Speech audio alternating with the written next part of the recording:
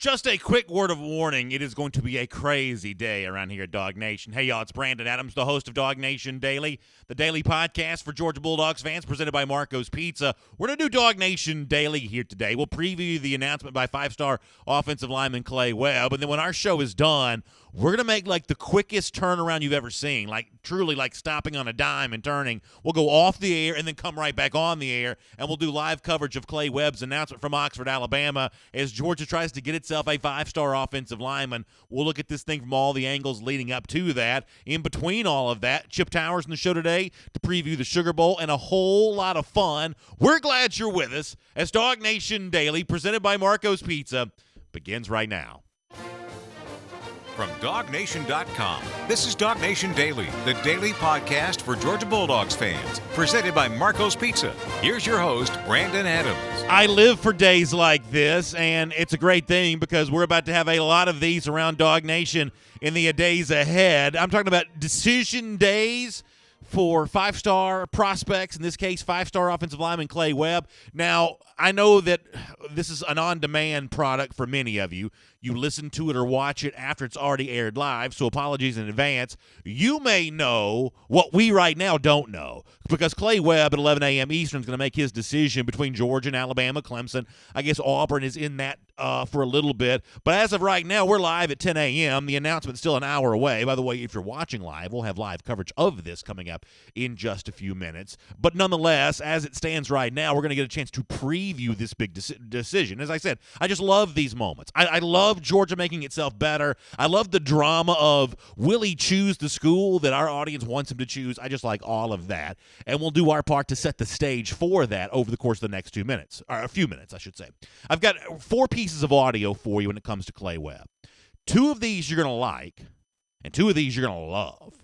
Let me start with what I think you're going to like. And I hear from a lot of you from time to time about, oh, why does recruiting have to be so dramatic? Why does it, and I think some of you would even use the word melodramatic, beyond just basic drama. Some of you think some of these young men have a tendency to be a little overly dramatic. They exaggerate the drama of their decision. They drag it out, and they make it last a little longer than they need to. Well, if you feel that way about some recruits out there, then Clay Webb is your guy, the 5-star offensive lineman. He probably projects long-term as a center. I guess immediately were you to choose Georgia, he might be a guard. That may be one of the reasons why he somewhat favors Georgia, at least to the extent that maybe he does, to those who think that he does, because maybe Georgia would give him a chance to play the position right away that he wants to play, which is guard, even though he's probably a world-class center. He's attracted to the guard position. But nonetheless, that's the guy, the 5-star offensive lineman. And when it comes to Webb, he is just not about that life when it comes to dragging this stuff out and making it more dramatic than it needs to be. And in fact, Jeff Sintel was on our program on Friday, Dog Nation Daily, and he said, visits are all the rave. Everybody likes the official visits. They like all that kind of stuff. But for Clay Webb, he has never been about taking visits to places that he doesn't intend to go to. Here is Jeff Sintel telling us a little bit more about Clay Webb. Take a listen. Clay Webb's always been so different. He doesn't want schools to pay for his official visits when he knows he's not going to go there. He would feel indebted to them. He doesn't want to take the trip to Southern Cal or Texas or anywhere else like that because he knows he's not going to go there. So I go through all the meetings and the awkwardness of somebody trying to do something. Listen, that's kind of a nice thing to say about a young man. Because first of all, if I was in Clay Webb's position, or if I was in the position a lot of these recruits find themselves in, I don't much believe that's the way that I'd behave. I do believe I'd like to take the visit to USC, or we heard from a recruit not too long ago who was expected to take a visit to Arizona State.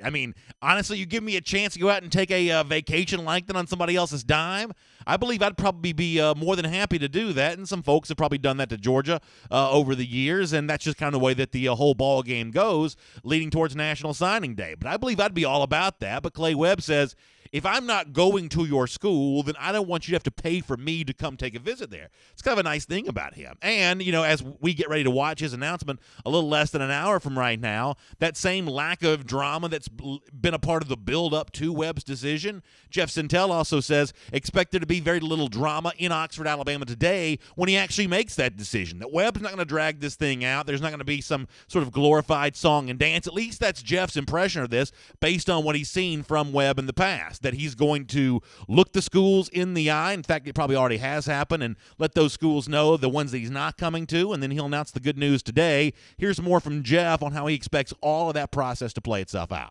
I think he's going to call his schools shortly before he makes the decision, maybe a day or two. And Clay Webb has recently told me that was going to be very excruciating for him to have to do that. I don't even see him doing something with the hats. I can see him just standing up and just saying, hey, I'm going to go here, and that's it. Not a lot of grandeur, not a lot of pomp and circumstance. Yeah, so I told you off the top of the show, I think that for many of you, you're going to like that about Clay Webb, that he's not overly dramatic. This is not a guy that's, into a lot of attention for himself. He's like you expect an offensive lineman to be. He's one of the big uglies. He's sort of quiet. He leads by example. He goes about his business and doesn't draw a lot of attention to himself. You're going to like that. But here's the part you're going to love. And obviously, anything can happen in recruiting, and we're going to get into how difficult it is for a young man from Oxford, Alabama, to truly say no to the Alabama Crimson Tide. But there is a pretty good feeling, I would say, around Dog Nation this morning. There is a sense of optimism here. Nothing's in the bag. Nothing's a given. Nothing can be counted here. But a lot of Georgia fans woke up this morning with smiles on their faces about the possibility that Georgia could get the 5-star offensive lineman Clay Webb in the class and maybe get a measure, and I mean a measure, not full payback, but a measure of retribution against Alabama for another loss, an SEC championship loss 2 Saturdays ago. Maybe this is an example of a little bit of revenge against Alabama on the recruiting trail if this does end up being good news for Georgia today. And once again, from Jeff Sentell, Jeff certainly thinks that there is a chance, and I love the way he describes this, but Jeff certainly thinks there is a chance that the Dogs and Dog Nation may hear what it's hoping to hear from Clay Webb. Jeff Sentell explains the reasons why. I do think that the Georgia Bulldogs are clearly in the thick of things. I kind of feel like a country doctor in this one, that people come into his waiting room and the patients all keep saying they've got the same symptoms. And after a while, you have some level of confidence about where they're going to end up. And I've heard these same things that Clay Webb has been telling me for a while.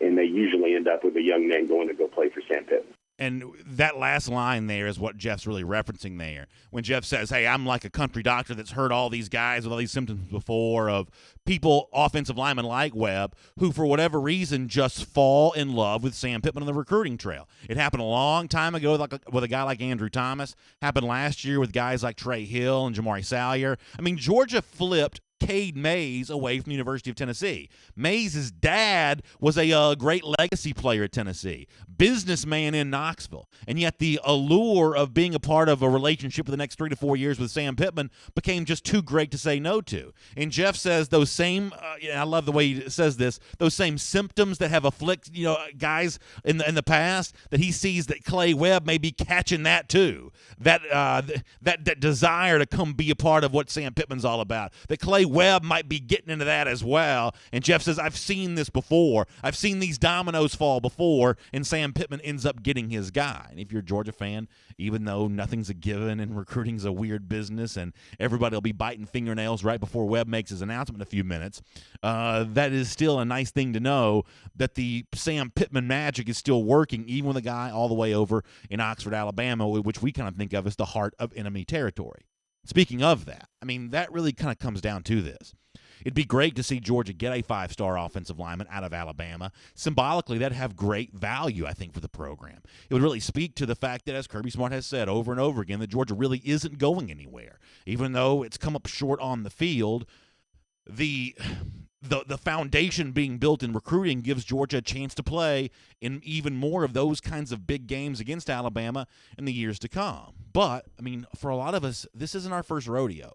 We've seen decisions like this before in enemy territory, and in some cases it can be really hard to stand there at a podium in front of a microphone, much like the one I'm speaking into right now, look around a crowded auditorium or gym or wherever it's going to be, and then tell that audience what they don't want to hear.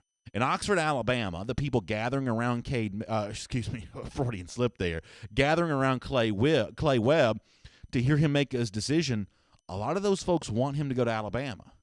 Is Clay Webb really the kind of guy that can stand there in the heart of Alabama country and tell those folks, for my college career, I'm saying goodbye to y'all, and I'm going on to the University of Georgia, or I guess it could be Clemson, but obviously in this case, Georgia fans hope that it's Georgia. Is Webb the kind of guy that can really do that?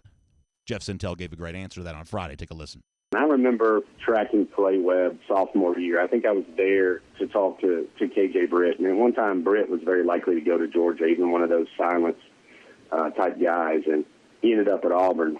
And I remember the coaching staff telling me about Clay Webb then, that they're like, by the time he gets to be a senior, he might be the first player we've ever had here. If he got out of line, I don't know if we have enough coaches to reel him back in terms of his sheer brute strength and physicality. He literally set the squat record in Oxford, and it's a certain number because they ran out of plates to put on squat rack. Clay Webb's about 6'4", about 290. When all this is said and done, he wants to go into law enforcement. He wants to be a criminal justice major. He wants to be in the FBI, maybe like a dog bounty hunter type guy long term. I don't think anybody is going to look Clay Webb in the eye and get any sort of ornery with him. And I told you you'd like that. I told you you'd like that audio from Jeff Sintel. This big, strong guy who's one day going to be like an FBI agent after a football career or something like that, whatever Webb wants to do, he'll probably be able to do it. He's big enough, tough enough, nasty enough that he can stand in any place, anywhere, and make the announcement he wants to make. I do like that from Jeff Sintel. I love the idea of Georgia maybe getting this young man from the clutches of Alabama today, and it's not just this one that Georgia could be going head-to-head with the Crimson Tide over in the days and weeks to come. As you know, it's also Nakobe Dean as well, the 5-star linebacker. A guy like Trey Sanders, the 5-star running back. Maybe even Darnell Wright, 5-star offensive lineman to a certain extent. Some head-to-head battles coming for Georgia and Alabama in recruiting. The first of those dominoes may fall today. It may be good news for the good guys. And if it is, it could set up quite a finish for Georgia towards its 2019 signing class and a measure, an amount of revenge or retribution against Alabama that could be a precursor for actually beating the Crimson Tide soon on the field there as well. My name is Brandon Adams. This is Dog Nation Daily, the daily podcast for Georgia Bulldogs fans, presented by Marco's Pizza. We are live on video today, 10 a.m., Facebook, YouTube, the Dog Nation Twitter feed, on the radio at noon, on Athens Sports Radio 960 The Ref, and in podcast form, wherever you can find podcasts, including the world-famous DogNation.com. We're really glad for you to be with us here today and really appreciate Marco's Pizza for making it all possible. Marco's, the MVP of Primo Pizza, dough made fresh daily, an original sauce recipe, and 3 signature cheeses make every bite magnifico. You can order yours today from Marcos.com. All right, we will be covering the Clay Webb announcement live later on today, so make sure you stay close to the Dog Nation video channels for all of that. We'll also get here on Dog Nation Daily. Chip Towers coming up in just a couple of minutes. We'll talk to Chip about the Sugar Bowl and all that kind of stuff. And speaking of that, let me also make that the subject of our Around the Doghouse today, here presented by Pella Window and Door. And I thought that Mike Griffith, our buddy, had an interesting piece at DogNation.com over the weekend looking at some stuff that Tim Tebow had recently said on ESPN television about his thoughts on Georgia and the Sugar Bowl and kind of what might go down here. And I do think there's something to pay attention to. And I wrote about this myself a little bit on Friday at DogNation.com with my By the Numbers piece. But I thought that Mike had some really interesting quotes, and it sets up a scenario of just how ready for the Sugar Bowl is Georgia going to be. Well, Tim Tebow, the former Gator, the current analyst, thinks there is a reason to be concerned that maybe Georgia's not going to be as up for the Sugar Bowl as it needs to be. If you're watching, I'm going to show you this quote. If you're listening, radio or podcast, I'll read it to you. Here's Tim Tebow. It's kind of long, but I'm going to read the whole thing. He says, now for the time leading up to the game, where's your motivation? Where's your edge? Where's that fire?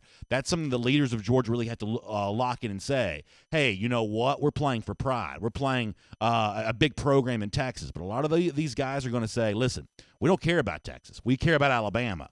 We let that one get away. Now we're going to play the 15th ranked team in the country, Tebow asks. He goes on to say, this is Tim Tebow from ESPN. It's like the motivation isn't there. So I'm a little nervous about this game. And Kirby Smart has to do a really good job of disciplining his players, locking in, focusing. That's Tim Tebow suggesting that maybe Georgia's focus, its intensity, is not going to be where it needs to be for the Sugar Bowl against Texas coming off the SEC championship loss to Alabama.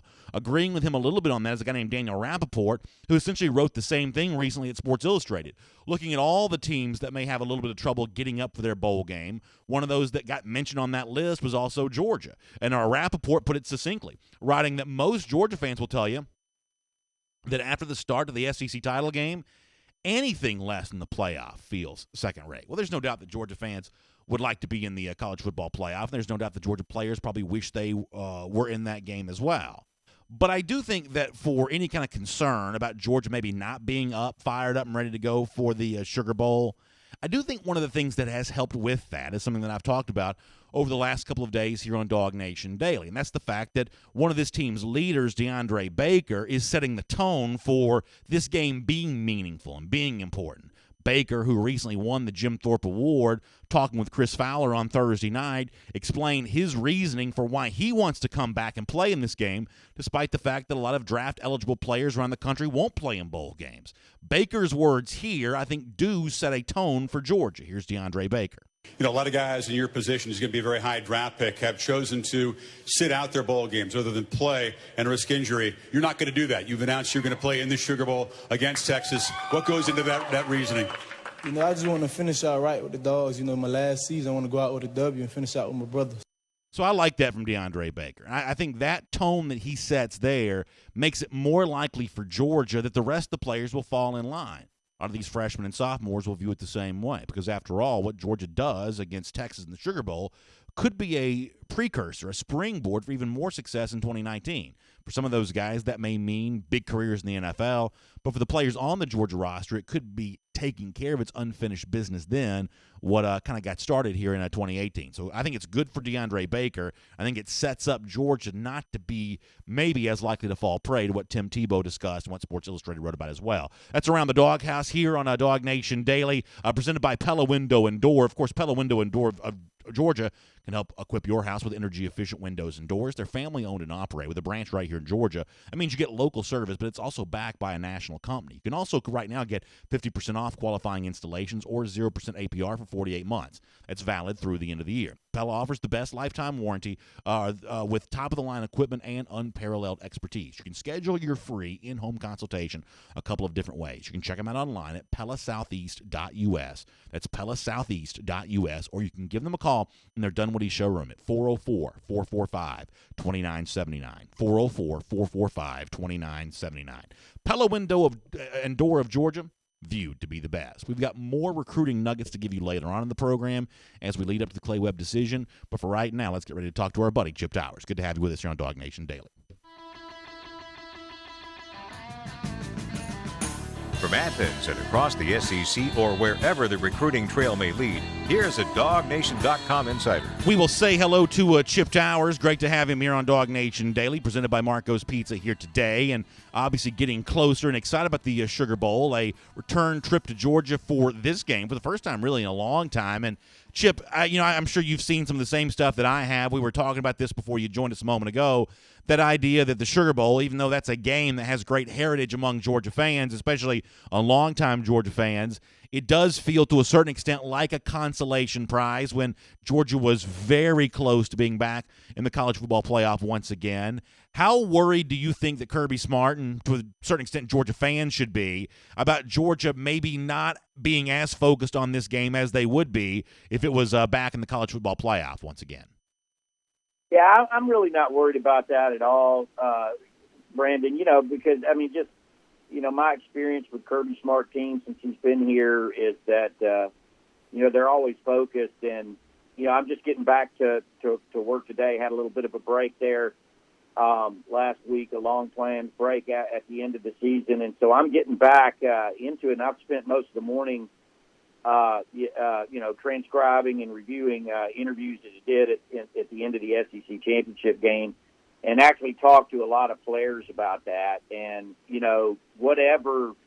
the consensus line is wherever they end up. Of course, at the end of the SEC championship game, that nobody was sure exactly what the outcome was going to be. But, to a man, those guys were talking about that it was very important that wherever they end up, they want to get that bad taste out of their mouth of the Alabama game and, taste some sweet sugar, I guess you could say.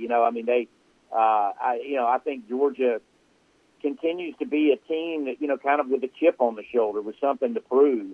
And so I think I don't think there's really much of a chance that they're going to go out there and and lay an egg. Now that's, you never can really tell. I mean, there's some real disappointment, obviously, from this team knowing what could have been.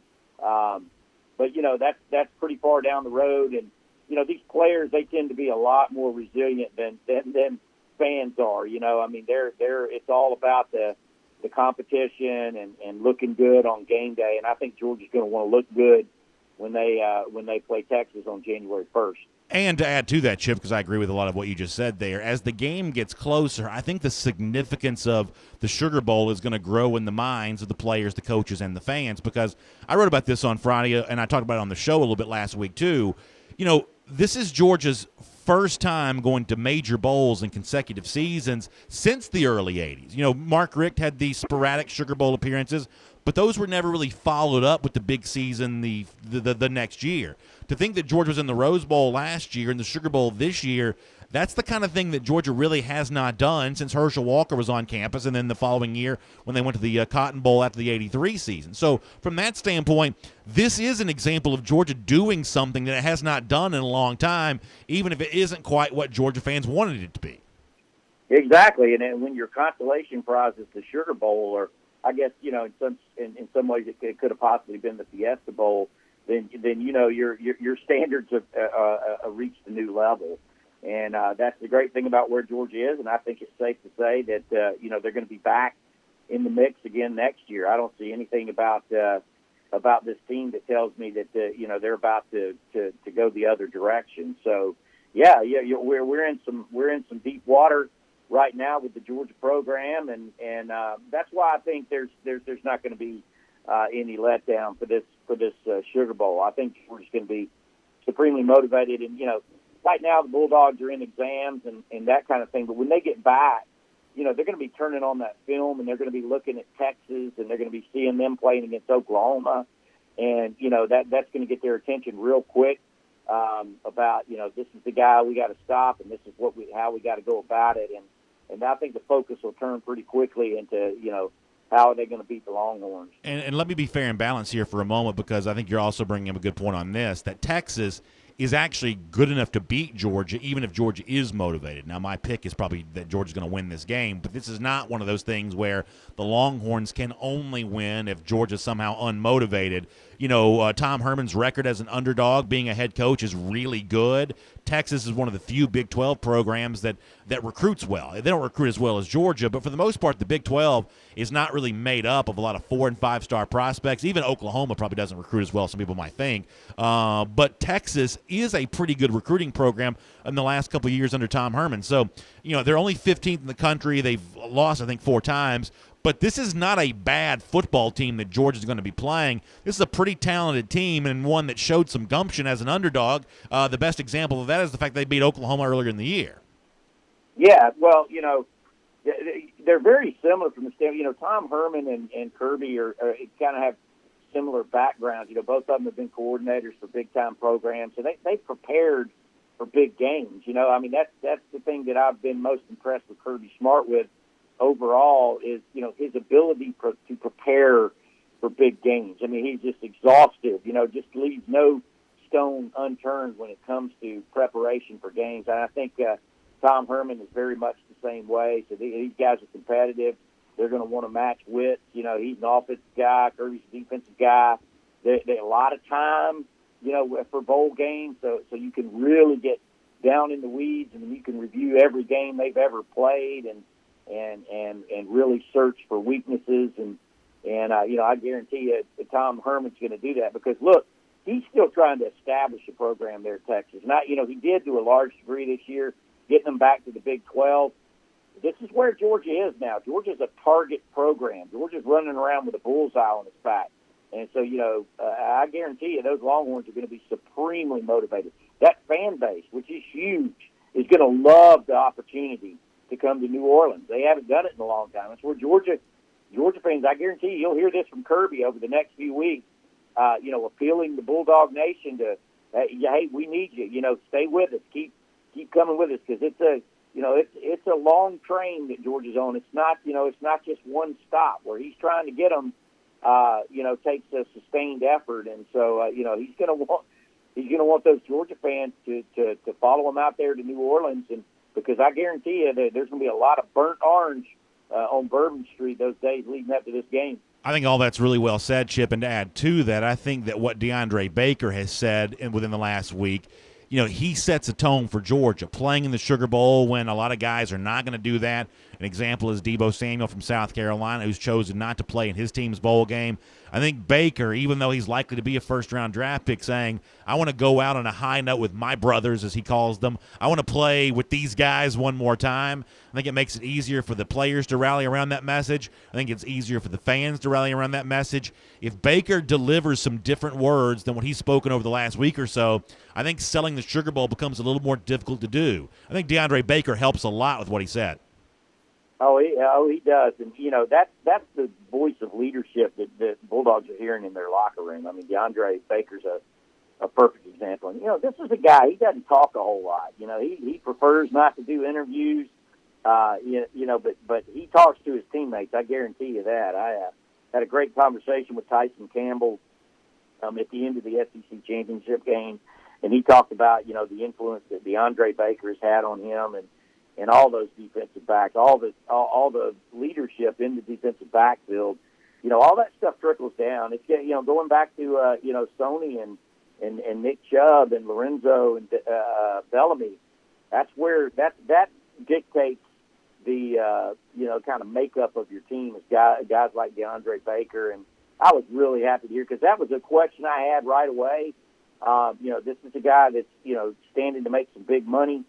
And I hate this trend in college football. I think I told you before, I think they should make them sign something on their letter of intent to say, I will play every game eligible all the way to the end, because it really hurts the programs when these high profile guys decide to step out to get ready for the next level. I think that's a sad development in college football, and that's a big deal that DeAndre Baker, that one side of the field is going to be well taken care of against the Longhorns. Let me talk about Baker for a little bit, Chip, because as a college football fan, for whatever reason, I've never really been that into the awards. Half the time I don't even know what these awards are for, like Bednarik Award and things like that. That's just not the kind of thing I've really paid that much attention to growing up as a fan. But I got to tell you, though, Chip, watching Baker on Thursday win the Jim Thorpe a year after Roquan Smith had won the Buckus the year prior to that, I got to tell you, I took a tremendous sense of pride in that. I think it's kind of a cool deal for Georgia to say they've had national award winners like this 2 straight years. I spoke on Friday about how much that helps recruiting, and obviously for me it kind of always comes back to that. But just at face value, seeing Georgia recognized in that way was kind of a nice thing to see. I know for Georgia, that award will be prominently placed there at the Butts-Mehre Heritage Hall, and I just think that's kind of a nice feather in the cap of the Dogs there. I kind of enjoyed that, and I would imagine you probably felt the same way on Georgia's behalf, that's a pretty significant thing for the program to have done. Well, there was that, and there was DeAndre Baker's outfit, which I thought I thought that was fantastic, man. I love those shoes, and he's been a great representative of the University of Georgia, and it's we all love recruiting, and everybody loves to sign a 5-star, but I do think there's something really special when a 3-star makes it all the way. You had the same thing with David Pollock and, Terry Hogue. A lot of Georgia's greatest players really kind of come out of that, that pot. DeAndre Baker's a great representative. I'm not 100% sure about this, because this is just on the top of my head, but I think Georgia has had a representative for every major award now that he's won the Thorpe, with the exception of the Lou Groza. And, Rodrigo, and Groza hadn't been around that long. Obviously, Kevin Butler or Rex Robinson would have won it if they'd had it back in their day. But, Rodrigo's missed in the SEC championship aside. I thought that was sometimes how they go about arriving at the winners of these awards sometimes can be a little bit questionable. Obviously Alabama wins a lot of these awards because of their high profile and that kind of thing. But I think Georgia's won it. I mean, they've won the Outland, they've won the Lombardi, they've won the Heisman. They've won the Davy O'Brien, the Doak Walker. Over and over and over again. There's a lot of them. I think I think the only thing there's not one for is for the backup guard, the backup guard award. I think that's coming out next year. I don't know what we call that one. Call it the Kendall Baker Award or something like that. But no, that's a big deal, DeAndre Baker. And hey, right here in the middle of recruiting, that doesn't hurt either. Yeah, you're exactly right about that. And I guess speaking of that, let me finish up with this topic if you don't mind. I know you've written about this at DogNation.com, but Mel Tucker officially announced as Colorado coach. And I'll be candid for a second. Chip, when I think of Mel Tucker, I kind of thought about him as the good cop on the Georgia coaching staff, that he was kind of the nice guy to kind of soften the edge for Kirby Smart and some of those other defensive assistants who are kind of like pit bulls at practice and on the sidelines. Tucker's obviously a lot more than that. He did have deep relationships with some of the recruits that Georgia's chasing in 2019. He's obviously an accomplished defensive coach. Whether it be a promotion from within or whether it be bringing somebody in from the outside, when it comes to the presence that Tucker's had at Georgia, how difficult is that going to be to replace? Well, that's going to be the tough part about it because, I do think this Mel Tucker was really special from the standpoint of just all the areas he filled in. He was like putty from. Now, don't be mistaken. He was a good cop to Kirby's bad cop in some ways. But if you listen to a lot of those hype videos, and if you're just out there to practice, Mel Tucker yells a lot and is pretty intense too. But what he was best about was really, conveying the message about what it is that they're trying to do, the communication end of things, and just his presence. He's just a strong personality and just a sharp guy. And that NFL experience, was very evident in everything he did, and that commands a lot of respect. Let's face it, when you're playing on this level and you're recruiting at this level, what you're trying to communicate, what players want is you show me how I can get good enough to where I can make it to the league. And Mel Tucker, there was a strong belief in everything he said. Because, hey, here's a dozen years in the NFL, brother, as a interim head coach and defensive coordinator on that level. There's a belief. And whether Georgia gets that in a replacement, I don't know. I think it's clear that whoever Georgia brings in as a defensive coordinator is going to have to speak Kirby. Is going to have to speak Saban. Is going to have to speak Alabama because I see a lot of these grandiose names thrown out there, but I don't see somebody coming in and setting up their own defensive system. You're coming to Georgia to run Georgia's defensive system, to run Kirby's defensive system. So it's out of that pool, I think you're going to. Now, there's a lot of different guys that check that box, whether it's directly or indirectly, and it's going to be fascinating to see. But I also, I think Kirby right now, and Mel right now, I think those guys are busy recruiting because of the calendar, the way it works now, the early signing period. They're not too worried about that. I understand that Bakari Rambo is out on the road on Georgia's behalf, and that's not a bad representative to have out there, talking to these recruits and everything. So I don't expect it to be a real quick thing. We may get to January before this thing, after the bowl, before this thing is done. Chip, it's great stuff. Thanks so much for being back on Dog Nation Daily here today. We'll look forward to reading you at DogNation.com and speaking to you again in the days ahead. Happy to be back. Thank you, buddy. Let's take a look around the rest of the league. This is SEC Through. Really good stuff from Chip Towers. Always love having him at Dog Nation Daily, and look forward to reading him at DogNation.com in the build-up of the Sugar Bowl. I know Chip's going to have some great stuff on that. Speaking of great stuff, let me tell you what's great for you. When you wake up in the morning and it's cold outside, but it is not cold in your house, it's nice and toasty and warm. That's what you want it to be. And that's why you need to get an R.S. Andrews furnace checkup right now, because their trained techs are clean, they'll be on time, and they'll show up at your house and drive beyond those ordinary furnace checkups. They're going to inspect your heat exchanger for leaks, check your filters, your flue, your vents, and more. Getting your system back to those factory fresh specs, it's all just $99. So you need to call R.S. Andrews right now. The heating, cooling, plumbing, and electrical pros that Dog Nation trusts. Or log on to rsandrews.com. You want to stay cool under pressure this cold weather season? Then get R.S. Andrews to come out to your house and take good care of you. rsandrews.com, the place to do all of that. All right, we're going to go live in Oxford, Alabama for those of you watching on video in a few minutes. We got some business to take care of before we get there. Let's do our SEC through. And as you may have seen on Saturday night, Kyler Murray, the Oklahoma quarterback, wins the Heisman Trophy over Tua Tagovailoa. I joked about this on Friday. I wish I wasn't the kind of person that can sort of take spiteful pleasure in Tua not winning the award because of maybe what the Georgia defense did to him. There's a part of me that does kind of enjoy that, I guess, a little bit. I also think that had I had a vote, I might would have still given it to Tua. I think that a lot of times the examination of who wins the Heisman Trophy is not so much an examination of who truly was the best player in the country, but it's more about how the process of groupthink works. And clearly the groupthink seemed to move against Tua in the final moments at the conclusion of the 2018 season. I think over the course of the year, Tua had been the better quarterback. He certainly played against a better crop of defenses than the flag football league that essentially is the Big 12. So from that standpoint, I guess I would have given my support and my nod to Tua. I do think it's interesting that Tua and Murray will battle each other coming up here in the college football playoff game. The one in Miami, I guess they're going to play in the Orange Bowl. This was already going to be an interesting game as it is. The subtext now of one guy taking the Heisman seemingly from the other, I think makes that game only more interesting. That's actually going to be kind of a cool thing to see. A couple coordinator pieces of information to give to you here. Auburn has made an offensive coordinator hire to bring in Kenny Dillingham from Memphis. I guess the real story is, and I think that Auburn has done its part to try to not make this too public because it seems like you've heard in politics of the Friday news dump. This is more, I guess, the Sunday night news dump.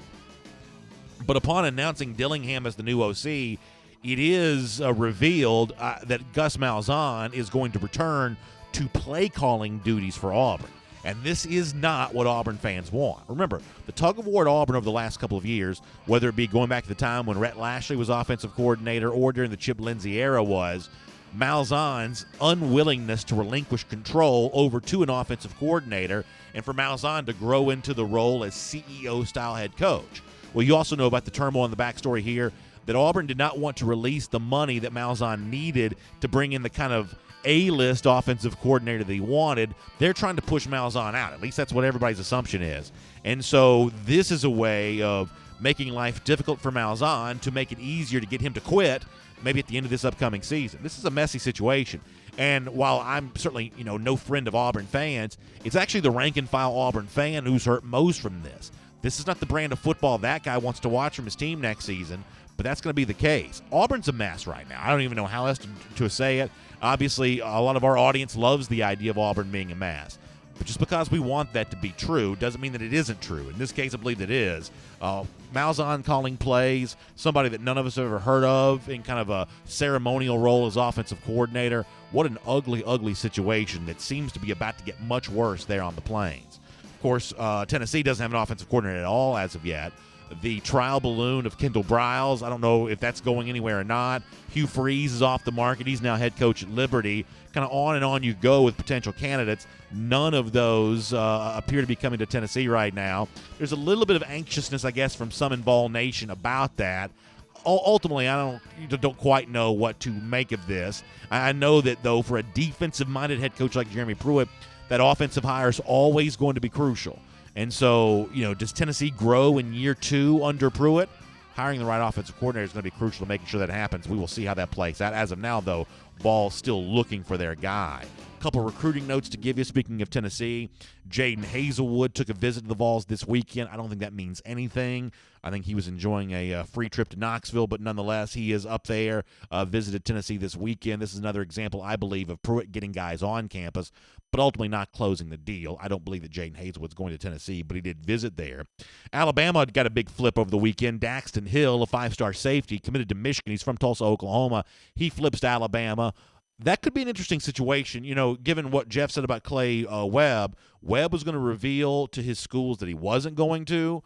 He was going to reveal to them a couple days ago. You heard Jeff say that earlier on the show. So going and getting involved with Daxton Hill, is that Alabama finding out they suddenly had another scholarship to do something with because they got some bad news on Clay Webb? We'll certainly find that out coming up in a couple of minutes, and we'll make that your SEC through. And here on Dog Nation Daily, I want to introduce a brand new feature to our program that we're going to do in the lead up to signing day. We're going to call it the Marlowe's Minute. where we dive in and take a look at some recruiting information. And once again, the theme of our show off the top was Georgia trying to get a little revenge against Alabama in recruiting. That may happen in a few minutes when Clay Webb makes his announcement live. At least for those of you who are watching live, you'll enjoy this live coming up in a few minutes. But Webb's not the only head-to-head battle between Georgia and Alabama. There's also the potential of a head-to-head battle over the five-star running back Trey Sanders, who did visit Georgia this past weekend, as Jeff Sintel has reported at Dog Nation and mentioned here on Dog Nation Daily on Friday. The backstory here, as a part of our Marlowe's Minute, is the fact that this is Georgia trying to make up a lot of ground with Trey Sanders, just given the fact that for a long time, Georgia seemed to be exclusively recruiting John Emery Jr. Sanders seemingly noticed that, and now Georgia's trying to play a lot of catch-up as quickly as it possibly can. And believe it or not, Georgia's chances here might be better than you think for reasons that Jeff Sintel explained on Friday. Let's start with this. I've kind of always felt that Sanders was going to end up at either Georgia or Alabama. It's just the running back pedigree, the line, he gets all that. He was very comfy and cozy at G-Day with a lot of other folks. Here's where I think things got off track with Georgia, is when Georgia took John Emery, he started looking elsewhere. Now there's the moments here that are showing up where, Elijah Holyfield, is he likely to go pro?